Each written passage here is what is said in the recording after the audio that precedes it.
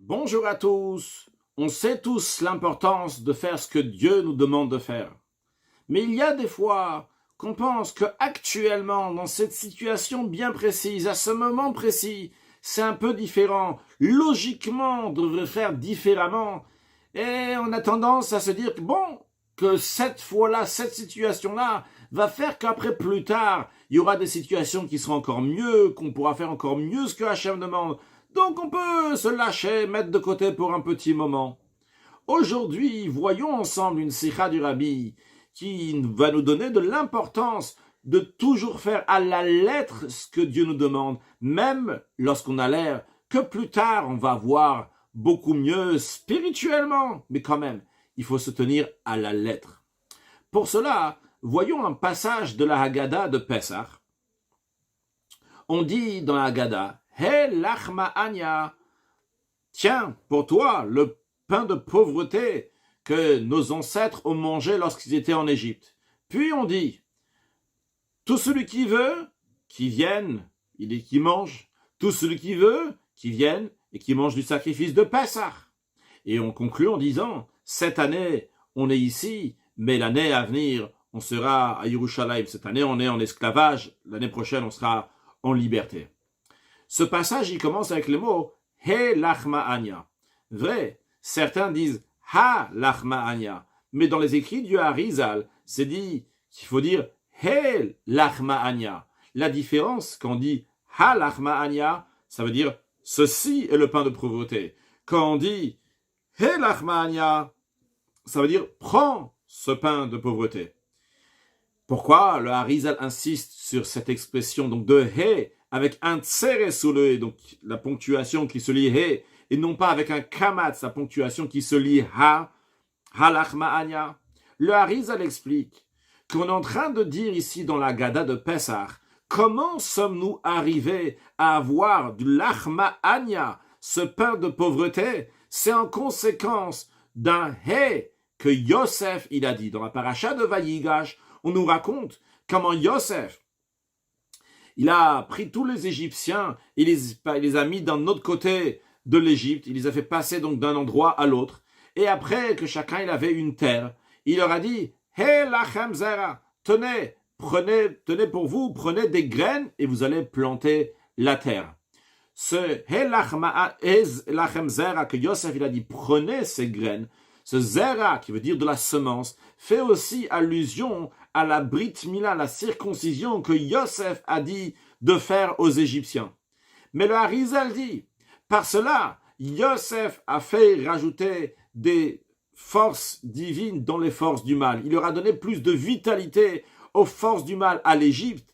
Et c'est ça qui a fait que le peuple juif s'est retrouvé en Égypte. Donc en d'autres mots, ce hé-là qu'on dit, hé lachma anya, à cause du hé que Yosef, il a dit aux Égyptiens, prenez ces graines, et bien par cela, lachma anya diachalu avatana, nos ancêtres ont mangé ce pain de pauvreté lorsqu'ils étaient en Égypte.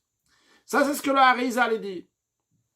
Le Rabbi dit, il faut comprendre, où ici, dans ce passage de hé lachma anya, on est en train de nous dire comment arranger, faire un tikkun de He lachem zera. Ici, on est en train de dire, vu que Yosef il a dit He lachem zera, maintenant, on a un autre He maintenant qui va arranger la situation qu'il y avait avant. Mais en quoi on va arranger la situation avec ce passage? Qu'est-ce que ce passage-là va nous rajouter, va nous dire de plus par rapport à ce que Yosef il a fait? Comment il va arranger la situation que Yosef il a fait? Pour cela, tout d'abord, le Rabbi nous dit, comprenons quel était le kilkul, qu'est-ce que le shod, qu'est-ce qu'il a dégradé Yosef, qu'est-ce qu'il a fait en conséquence en disant de Helachem Zer. A priori, il n'y avait rien de mal dans ce que Yosef il a fait. Logiquement, ce que Yosef il a fait, c'était très très bien. Pas seulement ça devrait amener des choses mauvaises, mais au contraire, Yosef a eu de très bonnes intentions. Pourquoi il a fait passer tous les Égyptiens d'un côté du pays à l'autre pays, à l'autre côté du pays? C'est parce que Yosef il avait ses frères qui sont venus d'ailleurs. Tout le monde va les appeler, ils vont dire ah. Voilà, il y a des immigrés qui sont là, ils vont mal les respecter. Eh bien, Yosef, il a fait que tous les Égyptiens sont immigrés quelque part, comme ça. Les frères de Yosef vont pas être appelés des immigrés. En plus de ça, Yosef, c'est Tzadik Elyon, c'est le Tzadik Yesod Olam, le Tzadik base du monde. tout ce qu'il faisait, donc, c'est amener de la divinité dans le monde. Donc, tout ce que Yosef y fait, c'est avec une bonne intention de diffuser la divinité à tout le monde, même aux Égyptiens. Alors, qu'est-ce qu'il y a de mal dans ce que Yosef il a fait? Le rabbi nous dit que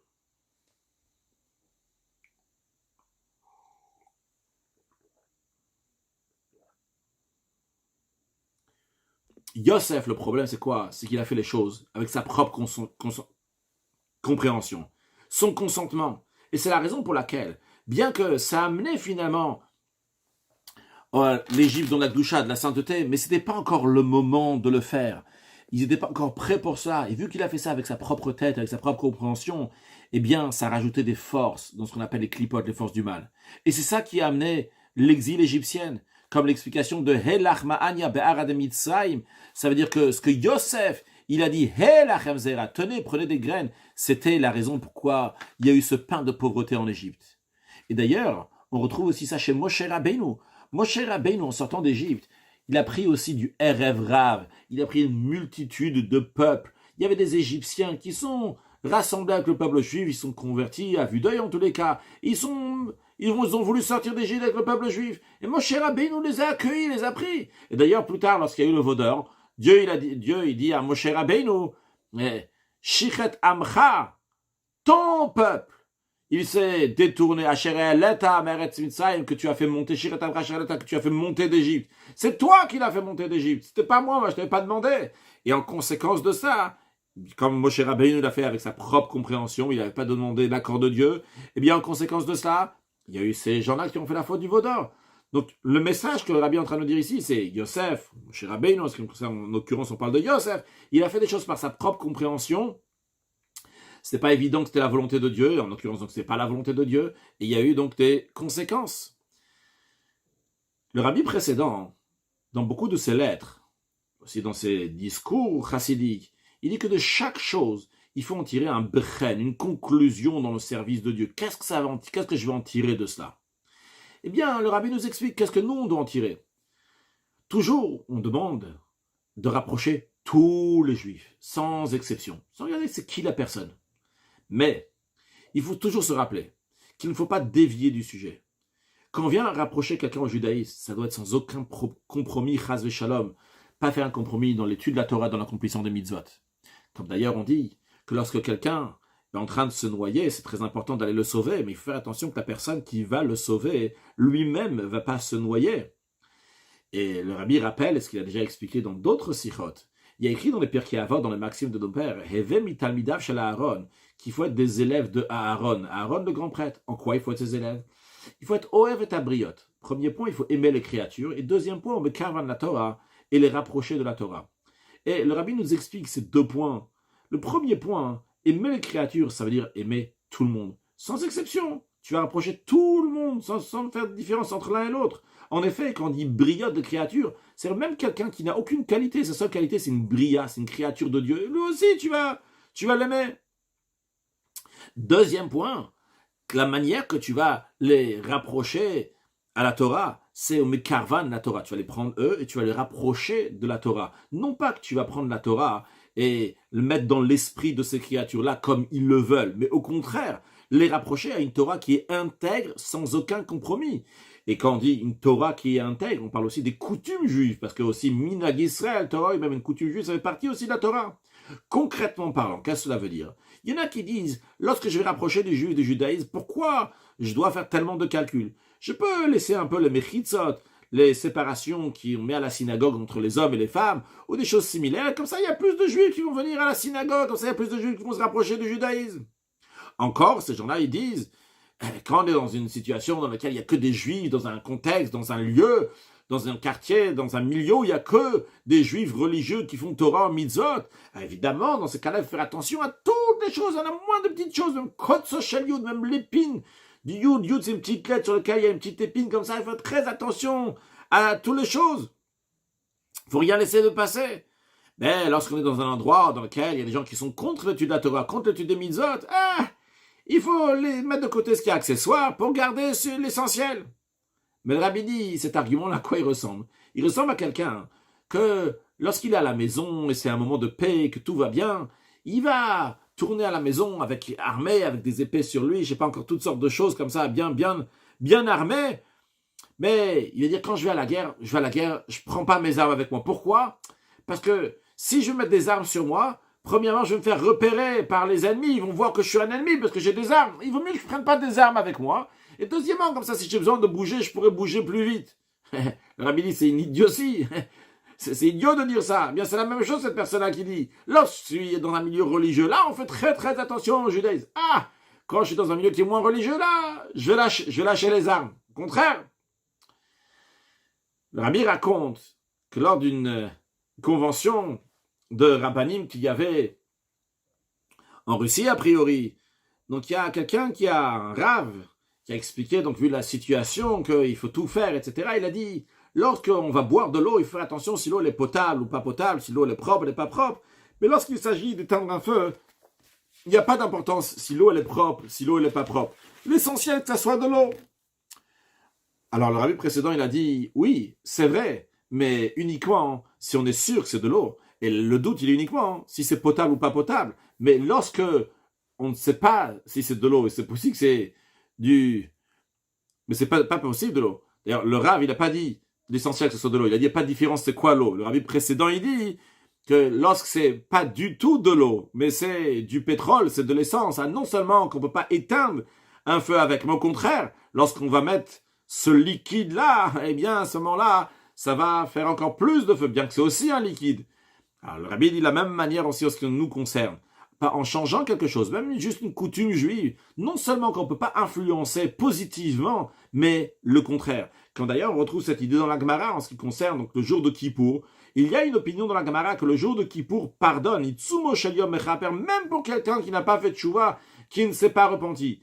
Mais même d'après cette opinion-là, le jour de Kippour va pardonner sur toutes les fautes que la personne elle a fait, et même les fautes qu'il a fait le jour de Kippour, mais à condition qu'il n'a pas fait des fautes qui sont contre le jour de Kippour. Par exemple, s'il a mangé le jour de Kippour, c'est-à-dire qu'il s'est rebellé contre Kippour même. Et dans ces cas-là, on dit que en catégorie n'a sanégor. Un accusateur ne peut pas devenir un avocat. Le fait d'avoir mangé le jour de Kippour, qui est une mitzvah de Kippour particulièrement, de ne pas manger, de jeûner le jour de Kippour. Donc, la mitzvah que la personne elle a mangée, donc la personne a transgressé la mitzvah, elle a mangé. Donc, par cela, il a fait un accusateur. Cet accusateur, donc, qui est Kippour, qui t'a dit, Kippour te dit de pas manger. Toi, tu fais que Kippour soit un accusateur. Kippour ne veut pas devenir un avocat pour pardonner Kippour. Donc, ce que le rabbi veut dire ici, c'est en enlevant une coutume juive, en enlevant quelque chose du judaïsme, ça même ne peut pas renforcer du judaïsme. Ah, et la personne va argumenter, elle va dire, mais à qui on a affaire que je vais mettre de côté un choutassar, juste un cheveu, un petit quelque chose. Parce que là, au moins, j'aurai l'essentiel, je vais maintenir l'essentiel. Le rabbi dit deux réponses. Premièrement, même si on aurait été sûr que par cela, on va gagner quelque chose, on va réussir à ramener des juifs au judaïsme, à leur Père qui est dans le ciel, il dit Al-Teïd Tzadikar, c'est-à-dire ne sois pas plus religieux que ce que la Torah elle te demande. Si d'après le Shulchan Aruch, le code de la loi juive c'est interdit, ne sois pas plus religieux que le Shulchan Aruch, et t'inquiète pas en ce qui concerne de rapprocher des juifs au judaïsme, plus que ce que la Torah s'inquiète. Ah, et cette personne peut continuer à dire, c'est vrai que je n'ai pas besoin, je ne suis pas obligé de me préoccuper, de m'inquiéter pour ces juifs-là. Mais si je veux le faire, quoi de mal? Eh bien, sur ça, le rabbi dit, il faut lui répondre. C'est pas comme ça, il n'a pas le droit de transgresser des choses de la Torah pour être plus religieux. Et qui dit que le fait de rapprocher des juifs au judaïsme, qui pense qu'il va réussir, parce que le rabbi ne pense pas qu'il va réussir, mais même d'après ce que lui pense qu'il va réussir à rapprocher des juifs du judaïsme, qui dit que ça c'est plus important, ce qui est écrit clairement la halakha dans Shulchan Aruch, dans le code de la loi juive. Donc ça, c'est la première réponse à cette personne-là, que même si c'était sûr et certain que tu vas réussir à rapprocher des juifs du judaïsme en enlevant d'autres choses dans le judaïsme, on t'a pas demandé à faire ça. Tu dois faire ce que le Shulchan Aruch, le code de la loi juive te dit. Sur ça, t'as pas le droit d'enlever quoi que ce soit. Deuxième point, deuxième chose qu'on dit à cette personne-là, le rabbi dit, ça c'est uniquement si on pense que ce comportement-là, si on dirait que théoriquement, ce comportement pourrait faire quelque chose, ferait un effet. Mais en vérité, la vérité, elle est que du moment où c'est pas basé sur les fondements de la Torah, c'est sûr et certain que ça ne pourra pas être efficace, mais au contraire, faire que du mal. Maintenant, pour revenir, après avoir vu l'enseignement de l'erreur de Yosef, que Yosef donc, a fait quelque chose qui était basé sur sa compréhension, pensant que c'était bien, mais concrètement, ce n'était pas ce que Dieu voulait, et ce qui a amené la situation que l'Égypte s'est renforcée, ils ont pu avoir les Juifs en exil en Égypte, et l'enseignement qu'il y a, ça que nous, on ne doit pas dévier de quoi que ce soit du Shulchan Aruch, de la code de la loi juive. Le rabbi revient maintenant sur la phrase que nous disons, le paragraphe que nous disons dans la Gada de Pessah. Le Helach Ma'anya Diachalu Avotana Bara de Mitzrayim. Ce qu'on dit, ce paragraphe-là, est là pour arranger ce que Yosef, il a dit, Helach Emzera, prenez des graines. C'est-à-dire que le Helach Emzera, cette expression-là, elle va être arrangée avec ce paragraphe de Helach Ma'anya. Qu'est-ce que ça veut dire? On est en train de dire ici dans la Gada comme ça. Nous sommes au courant, on a compris que par le fait que Yosef il a dit Hey lachem zera, prenez des graines pour vous, eh bien à cause de ça, Chalou avatana be'ara de Mitzrayim, nos ancêtres ils ont mangé et en terre d'Égypte ils étaient en exil égyptien.